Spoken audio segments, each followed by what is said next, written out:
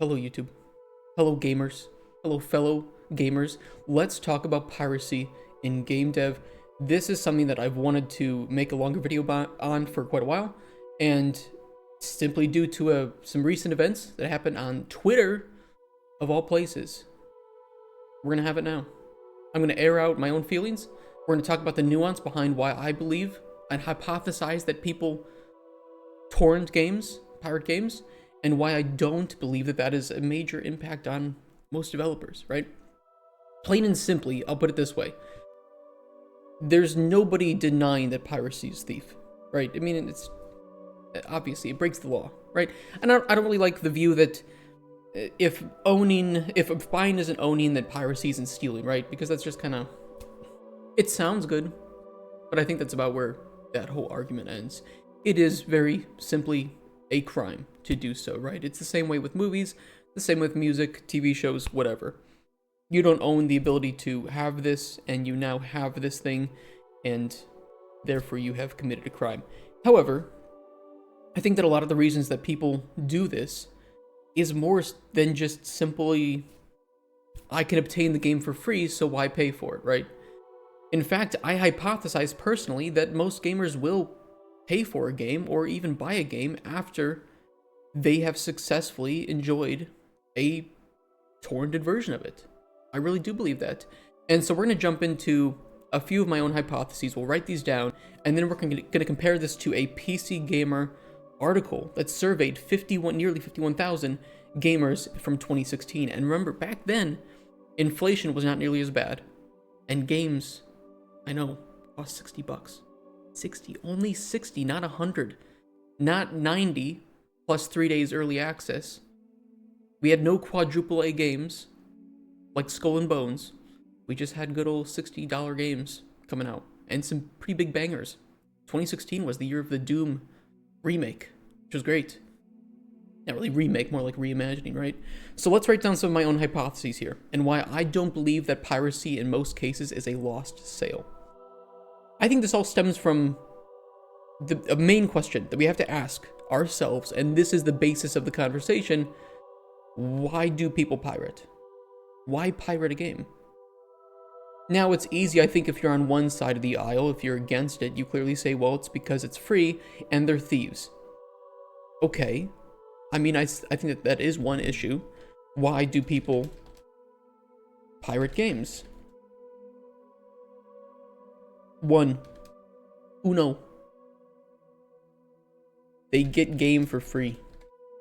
It's a pretty good one. It's a pretty good one. But I think that lacks enough nuance. I think that when you have to delve deeper into why are they obtaining the game for free, you have to ask yourself, can they obtain the game for the amount of money that is being charged? I, again, hypothesize, not always. Socio-economic, I'm using big words today. I can't even think of a word to put up here. Socioeconomic conditions make it impossible to afford the game at the current price point. I, again, hypothesize that this is probably a very big reason, that simply people don't want to have to spend the money to get the game that they want. And that doesn't mean that they would never be willing to support the developer or purchase the game. As Gabe Newell even said, piracy is simply due to, it's a service issue. Improve the service so that the service you're getting from the legal means is better than the service you're getting from the pirated means. Piracy is a risk. It's a massive risk. You could be downloading something that installs a virus on your computer. You could be installing a buggy version of the game. Any sort of issue. You could have some glitches in the packaging process that now make the game unplayable after a certain point. Who knows? There are tons of issues with pirating games, and it is not a very good service, but certainly some people seem to believe that it is a better service than the price point being asked for the games. I think that if we want to expand on they get game for free and why, I mean, let's go even deeper. Let's just put the two here, okay? We're going to do it this way. It's going to look really stupid. We're doing it this way. No script.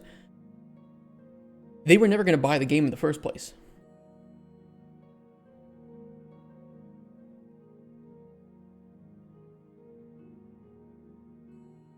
Now, I think that the number of individuals that pirate a game that were never going to purchase it in the first place is probably pretty reasonable, right? I mean, I've done that. I think everybody's done that. In fact, I would say majority of gamers at some point have pirated games, and likely they didn't end up purchasing the game in any way. I would even argue, however, that if they were never going to purchase the game in the first place, or if they were forced to purchase the game on Steam and refund it within a 2-hour window, that can sometimes look worse as a developer when they maybe write a Steam review that's bad, right? Look at it this way. When you are a developer on Steam or something, or you're just developing games, what you want is people talking positively about you, positively about your game, and not inserting their own negative views about things. Now, that doesn't mean that negative views or criticism about your game are bad, but that you want to collect them from people who are actually in the target market, right? And if you don't have any sort of way for the player to enjoy your game or to try your game out before it gets released, what are they going to have to do? They're either going to have to not buy the game, or they're going to have to buy the game, play it, and hopefully, if they decide they don't like it within 2 hours, refund it within that window. Otherwise, they're likely to leave a bad review because the game was never meant for them in the first place. This happens more often than not. I mean, deceptive marketing practices, mocked up screenshots, overhyped information, promising things that aren't actually in the game. All of these things can dissociate your players from what the actual game is. Their expectations are now, up here or over here, when in fact your game is sitting right here. And you did that. You as a developer did that. Now, we've talked about that before. Managing expectations of players is not a perfect science. You're not going to manage 100% of players' expectations and avoid reviews like that. But you can help to avoid reviews by simply making a demo. And I would say that a good portion of people, if they have the money to support a game, might still pirate the game because it is a much safer, and let's put it this way, it's not safer in terms of like computer risk, but it's safer in terms of time risk and money to pirate the game and try it out. Why do people pirate games? I would say a big one: to try the game before they buy it. Now, this was the point that I think received the most contention when I said it on that Twitter post. I got called woke. I got called a communist and leftist. Very interestingly, by some people who are definitely not unhinged. But yes, I do believe that people who try games before they buy them are pretty common. I would really say that. Now, that doesn't mean that every game that they pirate is going to be purchased later on, but I do think that if socioeconomic conditions of those individuals is in a spot where spending $60, let's say 30, $60, maybe even, 70 or 80 nowadays, is not too big of a deal, then yeah, you're going to see that. But we know that's not the case. We absolutely do. I mean, we can find any big AAA title on Steam, and likely the pricing of that game is not very well balanced for other regions. Now, I don't know if KCD 2 is going to be part of it. We're going to find one. It's not going to take too long. It is. So we've talked about this before. The Valve suggested price is pretty reasonable when it comes to currency conversion and purchasing power of that location, right? And we can even look that up within the Steamworks too. Steamworks suggested price. Let's see if we can locate it quickly. Regional pricing recommendations. Developers on Steam have control over their own prices in every currency, but researching and determining ideal prices for dozens of different currencies can be a challenge for some developers. As a service for helping you manage pricing across all different currencies, Steam offers a recommendation for all other currencies based on whatever USD price you choose. So how does Valve determine those recommendations? It's tempting to treat pricing as a simple problem of foreign exchange rates and tie each currency's price equivalency to the exchange rate, but that kind of strategy vastly oversimplifies the disparate economic circumstances from one territory to another. And while exchange rates do have macroeconomic consequences, they generally don't have short-term impacts on an individual consumer's purchasing. Rather than just pegging prices to foreign exchange rates, Our process for price suggestions goes deeper into the nuts and bolts of what players pay for the goods and services in their lives. This includes metrics like purchasing power parity and consumer price indices. I think it's supposed to be indices, not indexes, whatever, which help compare prices and costs, more broadly across a bunch of different economic sectors. But in the case of games on Steam, we also drill down more specifically to entertainment purchasing to better inform those decisions. So clearly, Steam suggests a price for any game based on the purchasing power and the price of goods within that region. Now, these are not perfect. There are still some cases where I think that you might have certain issues, like for instance, war in Ukraine that can impact prices of goods and how much people are making. You might also have, I know countries, I think like the Philippines, we've had a couple of people from the Philippines in our chat before and saying how the suggested price is still pretty high. I think Pirate Software and other developers have also talked about Brazil, and you can see here that the current price in Brazil is 85% higher than the suggested price. So it's not small when you have games like this, and I think that in a lot of cases, individuals will pirate games because the converted price is, in some cases, the same or worse than the price that it was originally priced for in USD. And it just doesn't equate. I mean, look at... Here, Poland does not get the short end of the stick, but I would recommend that people sometimes look at games and look at Polish prices. It's often the exact same price as USD, or very similar. The amount of money you make here in Poland is about 1/4 that of any Western country, like Germany, UK, United States. So clearly, games are not that cheap for people here in Poland. And that's also not including the VAT tax that have to be paid on digital goods and also electronics, right? So even my electronics that I buy here, when I go and buy a new graphics card, is 23% higher than anybody in the US pays. Even with the currency, with the amount that is being made here, so much lower than that in the US. So, I think that these sorts of economic conditions have to be understood by developers who want to price their games and try to avoid piracy. Simple as that.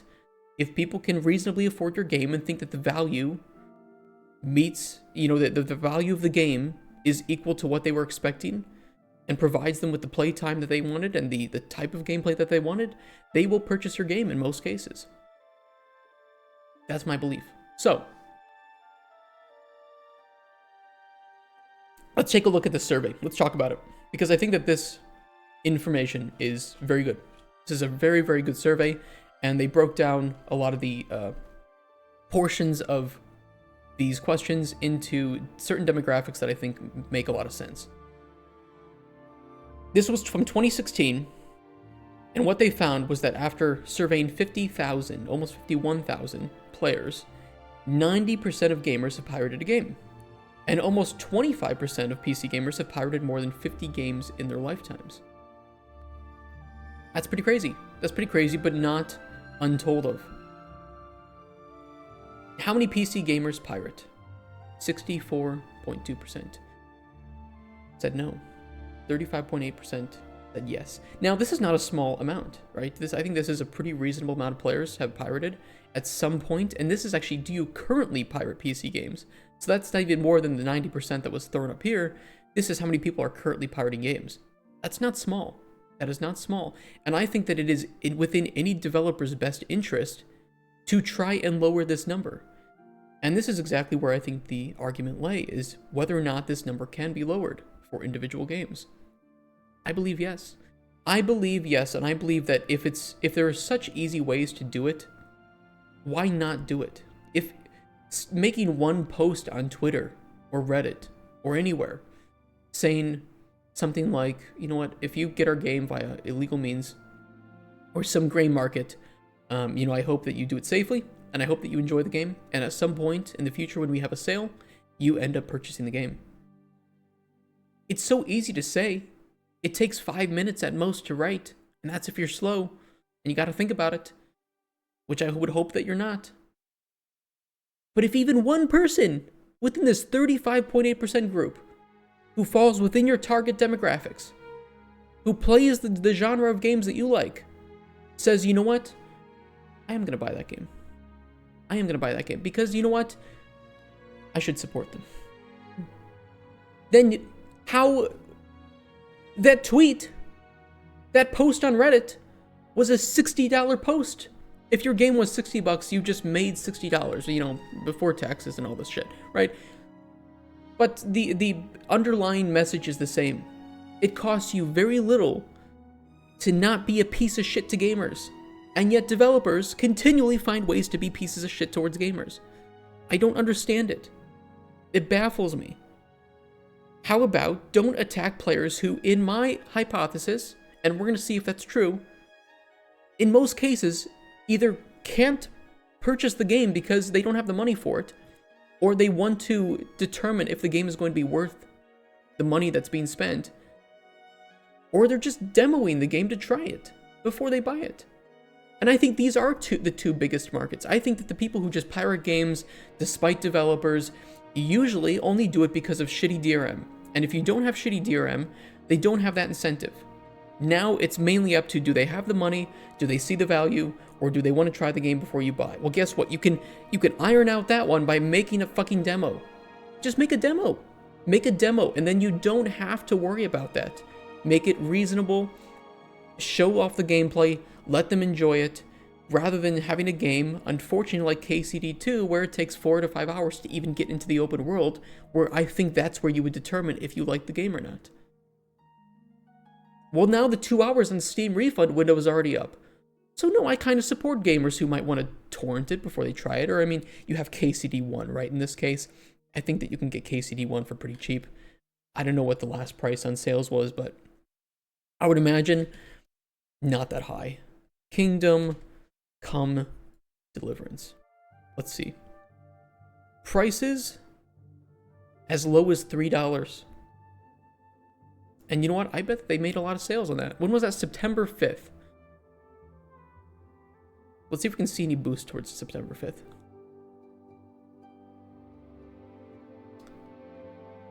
Yes, indeed. Yes, indeed. In fact, I think that day that I was looking at was the last day of the sale. August 29th was the first day of the sale. Well, well, well. August 29th, huh? It looks like putting your game on sale gets you more sales. Who would have guessed, right? That's not a very big finding. We all knew that. But why do they do that? It's because people who didn't buy your game before now feel as if it is within their means to purchase it. Simple as that. They didn't think the value was worth it before, or they were hesitant on the value. Now the value proposition is more in line with what they were expecting, and they feel like they're not going to lose much by trying it out. Simple as that. Who pirates PC games? Current piracy by age. Not surprisingly, it seems to be mostly younger audiences that do it, with a weird spike in the 60+ range, but as they mention, likely heavy skew by joke responses to the survey. Only 77 respondents out of 50,000 selected this age range. So we can kind of ignore some of the 60+ results here anyway. What this seems to indicate to me, and correlation is not causation, but I would say that there is probably a correlation between the amount of money that an individual earns and their desire to pirate, right? Again, leading into, I believe that most people pirate due to socioeconomic problems within their lives. They either don't have a job, they live in a place where the currency conversion is fucked up. As we showed on even games on Steam, a lot of them will have really bad currency conversion rates for the purchasing power in that nation. Piracy by income. As this seems to prove, yes, the more money you make, the less it seems that people will want to pirate. We kind of knew that. So, as you can see here, people in the 0 to 10,000 range, so people with either, living on some sort of assistance or part-time work, or maybe they don't have a job at all, will pirate. Because guess what? They didn't have the money in the first place. And if they didn't have the money in the first place, you haven't lost a sale. You haven't. But guess what? Not everybody's situation with their income is permanent. It really isn't. And they might purchase your game in the future when it's on a sale or something, but not if you insult them like pieces of shit. So maybe don't do that.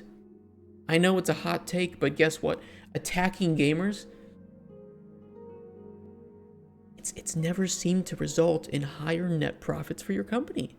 It seems like a really stupid thing to do. Why do you want to be retarded? Don't do it. Stop attacking gamers. Just don't do it.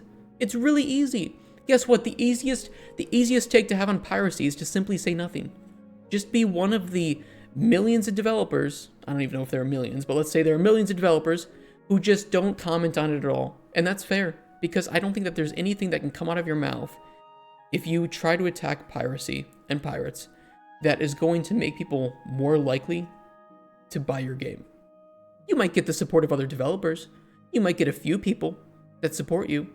But in the end, the people who are going to feel alienated are the ones who can't afford to buy your games. And responses on Twitter like, just make more money,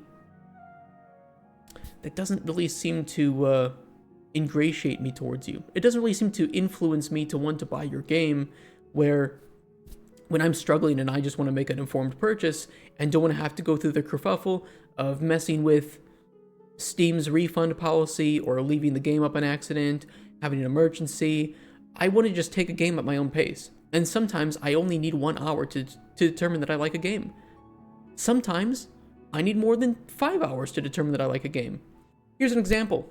Here's 2 games that I ended up purchasing after pirating them. Balatro. I played for 30 minutes, or like 1 hour. It was somewhere in between there. I pirated the game, and I purchased it. I was like, holy shit, this is fun. I'm buying it. I bought it.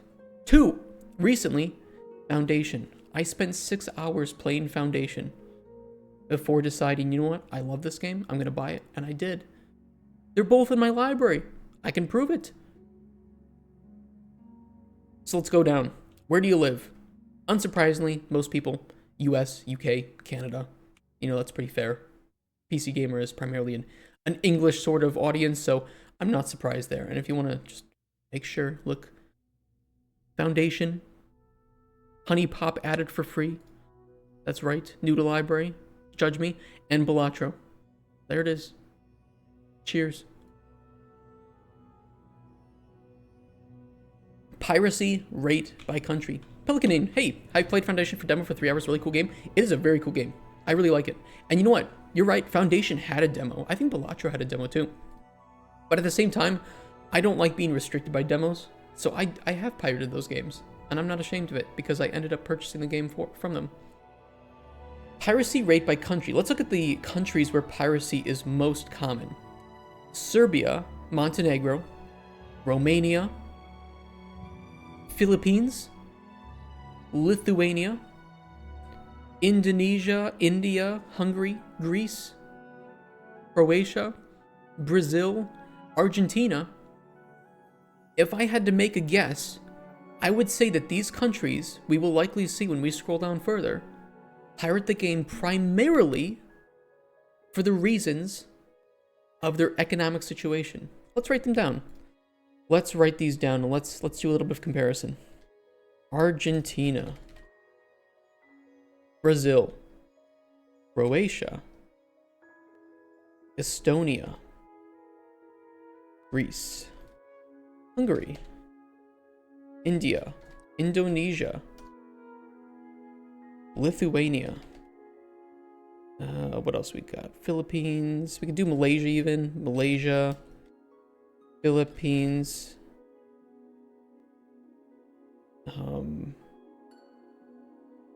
Portugal is pretty high. Oop. Portugal. Romania. Shout out to Romania, I got a friend there. And Serbia. So these are the countries in which piracy rates from this survey were the highest. Let's scroll down. Why do they pirate games? Do you think it's wrong to pirate games? Now, unsurprisingly, it is wrong to pirate games. It is. It is theft. It is a crime. You do not own the rights to have that game. Simple as that. I'm not making any excuses for that. 34.8% of respondents said yes. 21.6% said yes, but I do it anyway. Green says it depends on who made the game. In my own research, I found that a lot of people will pirate EA and Ubisoft games because they don't want to support developers like that who might scam, who might put a lot of microtransactions in their game, who might do DLC overload like Sims, or who treat their developers wrong. I saw that these were all reasons why individuals might choose to pirate from some companies and not others. 19.5% of respondents said, no, it's not wrong to pirate games. I disagree, but you know what? It's fine. My goal isn't to determine whether or not piracy is right or wrong. It's to determine how and why I think developers can convert pirates to purchasers, and why I think it's really stupid to attack people for pirating games. Reasons for piracy by age. The biggest two, red and purple, are because they can't afford the game or they want to demo a game. Turns out, I'm not too far off, and unsurprisingly, we find that the lack of ability to afford a game drops as individuals become older and their reasons for piracy start to include more simply wanting to demo a game. One of the reasons why I have always been a huge supporter and proponent of Steam Next Fest. I think it is one of the greatest things that Steam has done for gamers and for game developers in recent years. It is an exceptional tool for marketing the game. It's great for showing players what early builds of games look like, and I think that it has a resounding success on players' expectations and those management's expectations of the games that they would like to purchase. There are plenty of games that I've played during Next Fest that I would not purchase. I thought they looked cool, they weren't my thing. Now I don't have to pirate them. Simple as that. And you never would have gotten my sale anyway because I never would have bought the game.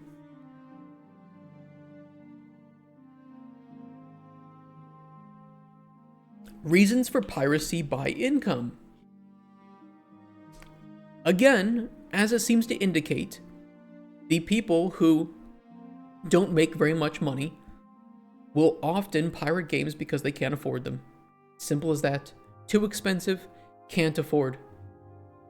And I would even say that demoing the game is a part of that too, right? Because you want to make an informed purchase. You want to make sure that that game is fun for you. Not all games you can watch gameplay of. I think KCD2 or, Kingdom Come Deliverance is a very boring game to watch. It's a fun game to play, but it's not a game for everybody. Immersive sims are not a game for everybody. And I would very much understand why somebody might want to pirate a game like KCD2 that does not have a demo in order to see if they like it or not.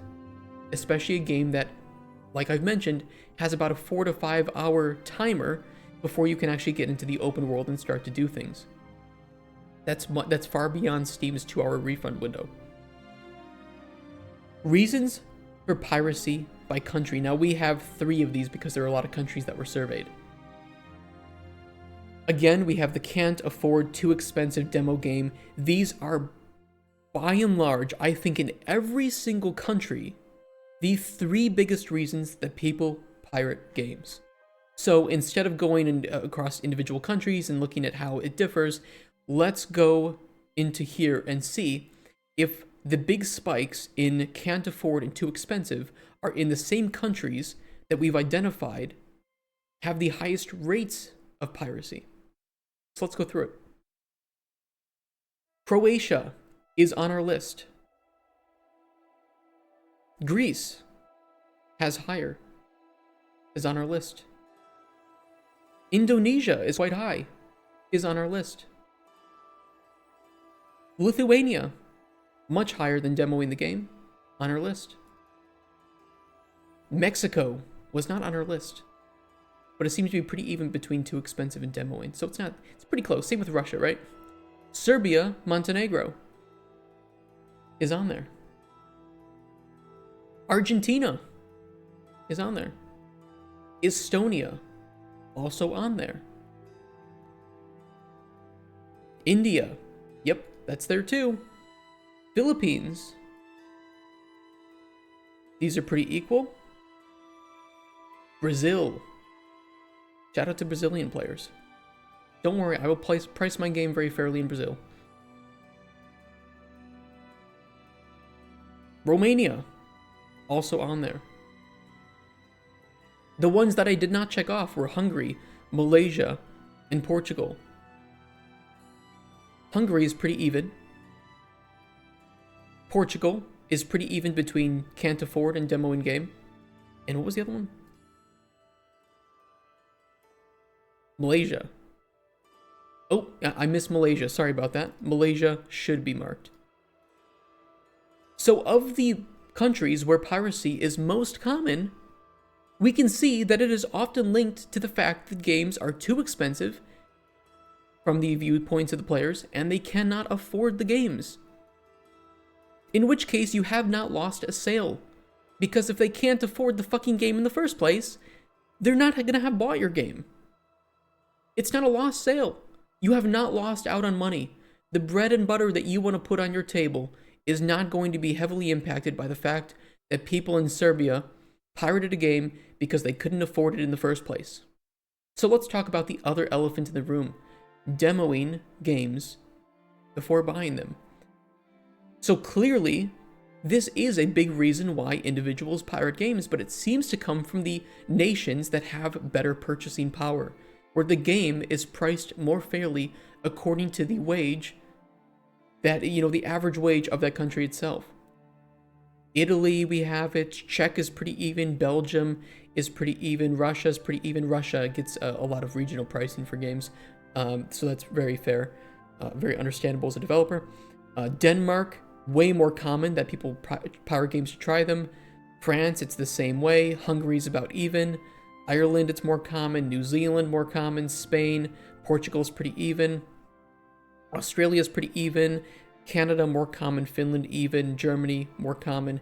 Netherlands, more common. Norway, Poland is pretty even. Sweden, UK, US. Again, the biggest reason indicated here by 51,000 gamers is that they want to demo a game.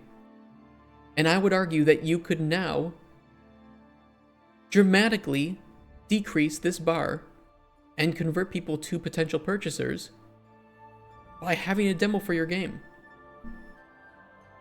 And the individuals that are in too expensive, can't afford, or refuse to pay, and refuse to pay is not even that large of a percentage of these people, weren't going to buy your game in the first place.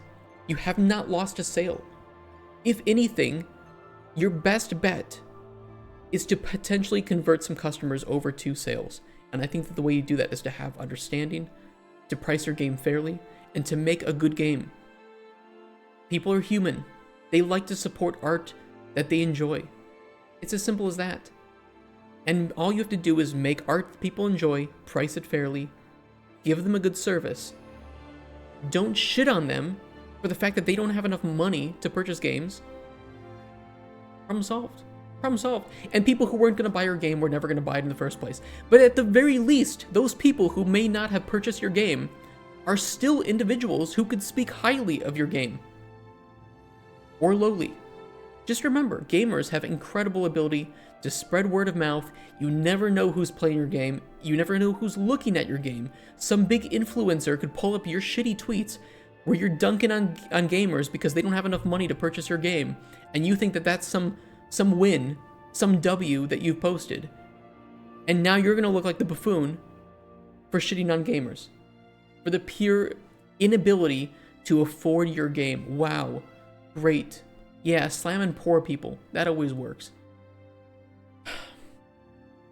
Retards.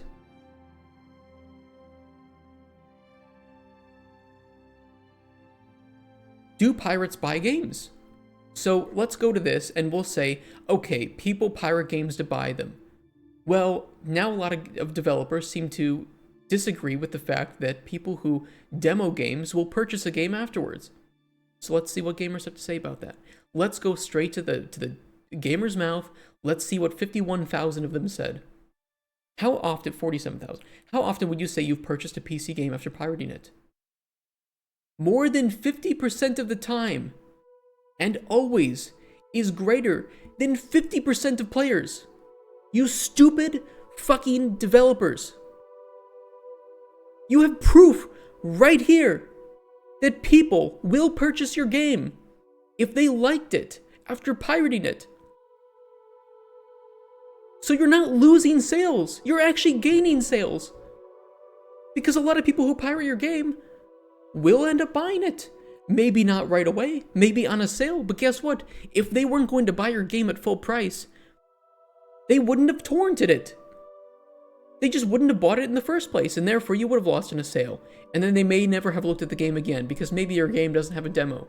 But now they get to play it, they get to enjoy it, they get to decide if they like a game. And I would even argue that the 33.3% who said rarely, the 11.4% who said no, are still good things. Not only is rarely not never, but people who play your game and decide that they don't like it and won't purchase it now cannot write a negative Steam review because they didn't get the game that they were expecting. We see that all the time. Every developer with a game on Steam can agree that there are people who will buy your game thinking that it plays like A, but it plays like B. They'll write a negative review, and in the end, it's not that they have bad feedback, or that it's just that the game wasn't for them. It's just, okay, I'm sorry that you thought the game was going to be this, but it's not. And it's over the 2-hour refund window. I'm sorry, there's nothing I can do. It's out of my hands. They never would have done that, in most cases, had they pirated the game, determined from that they didn't like it, and not purchased it. It's as simple as that. So not only are you not losing out on a sale, but a significant number of individuals in countries where they can afford to buy the game, where you could make the argument that they are potential lost sales for your game. It's proven here that most of them will end up buying it at some point.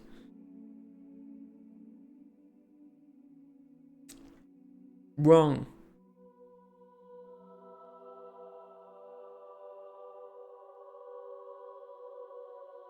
"44% said they hung up the eye patch and peg leg after an increase in income. 56% attributed quitting piracy to Steam sales. 50% said that buying games on Steam, GOG, became easier than pirating them."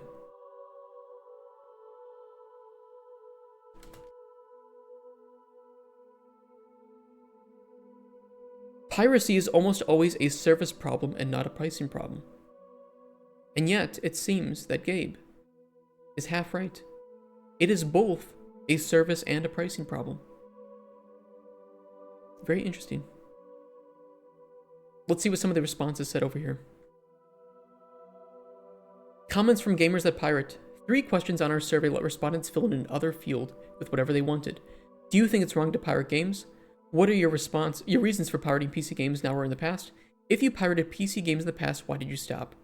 And more than 4,000 respondents wrote in their own explanations here. Some are simple. I'm not paying £30 for a 15-year-old game. Fair enough. I'm still a kid when I did this. As we know, kids don't have a lot of money. They want games for free. Who wouldn't? No support in Africa, no official dealers. Service problem. It was easy and it was honey pop. You know what? Fair. Fair. A few made it hard to pass judgment. I get games to cope with depression. Sometimes I can't afford enough games to keep me going. Is this really the person that you want to attack for pirating your games?